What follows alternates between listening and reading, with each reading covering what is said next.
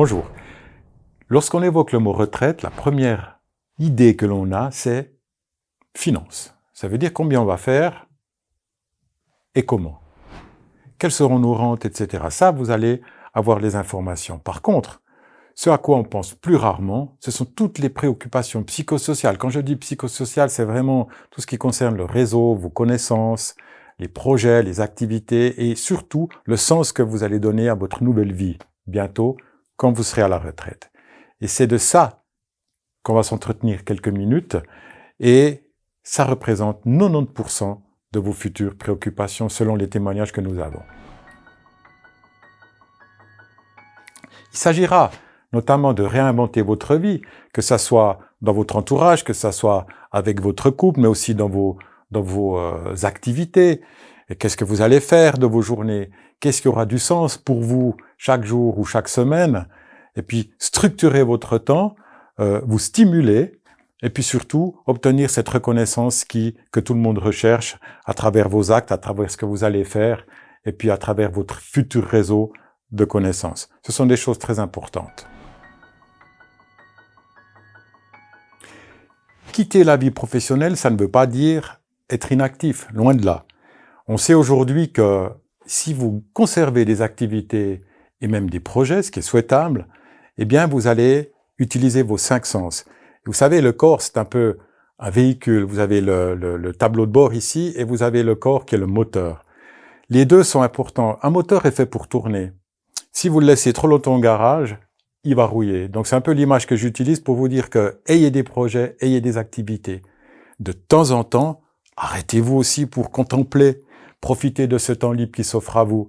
Mais c'est important de pouvoir faire bouger et puis de pouvoir avoir des repères dans la vie, une structure finalement qui sera obtenue à travers vos activités et vos projets. Juste une petite chose, la différence entre une activité et un projet, c'est qu'une activité, elle est récurrente, vous la faites tous les jours, habituellement, tandis qu'un projet, il a un début et une fin, un objectif, et puis ce sont vraiment les projets, même petits, qui vont mobiliser vos ressources le plus efficacement. Et on sait aujourd'hui que les personnes qui ont des projets, des activités, vivent plus longtemps en meilleure santé que les autres.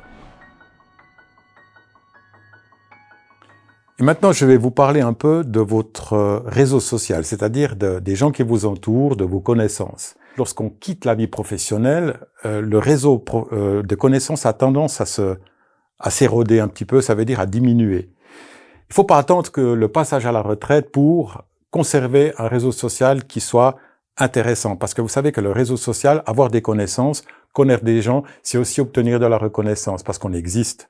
Et ça, c'est très important. À plus forte raison si vous changez de pays. Et là, il va falloir reconstruire un réseau. Même si vous avez déjà une ou deux connaissances ailleurs, c'est important de prendre conscience que vous allez quitter vos familiers ici pour recommencer une nouvelle vie ailleurs. Donc, il faut anticiper les choses. Et aujourd'hui, avec les moyens qu'on a, que ce soit Internet et autres, il y a tellement de possibilités de pouvoir élargir son réseau social. Vous pouvez le faire en voyageant, vous pouvez le faire en participant à des sociétés. Il y a des tas de possibilités. C'est presque inexcusable de laisser un réseau social diminuer sans réagir. Donc, anticipez. C'est le meilleur conseil que je puisse vous donner. Et voici un sujet intéressant, la santé.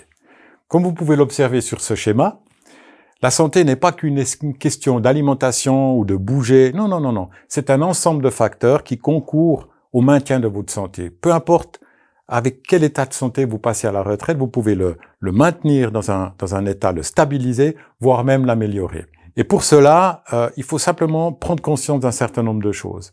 La première, c'est que sans la santé, vous ne faites rien. Vos plus beaux projets seront anéantis par le fait que votre santé chancelle. Vous avez pu vous rendre compte autour de vous que les personnes atteintes dans leur santé sont privées de mouvement, sont privées de réaliser des projets et tout. C'est ce que je ne vous souhaite pas. C'est pour ça qu'il faut porter une attention particulière à votre santé. Il y a 4 facteurs déterminants de la santé. Le premier, vous n'y pouvez rien, c'est génétique. C'est un tout petit pourcentage, à peu près 15%. Le deuxième, c'est l'accès aux soins. Donc là, attention, si vous changez de lieu de vie, il faut toujours veiller à ce que l'accès aux soins soit le plus rapide possible. Et puis ensuite, vous avez l'environnement. Si vous habitez à côté d'une centrale nucléaire, ça va défavoriser votre espérance de vie, ça c'est sûr. Donc choisir un environnement qui soit sain. Et puis le quatrième, le plus important, ce sont vos habitudes de vie. Pratiquement 50% de responsabilité sur votre future santé, sur la qualité de votre santé. C'est vous, et c'est ça qui est génial avec la santé, c'est vous qui allez en déterminer le taux d'intérêt. J'espère qu'il soit le plus élevé possible, d'accord? C'est pas une banque qui va le faire. Donc faites votre propre banque, cultivez votre santé, bougez, ayez des activités, élargissez votre réseau social, comme on l'a vu tout à l'heure, et puis là, vous pouvez avoir une espérance de vie extrêmement longue, mais surtout en bonne santé.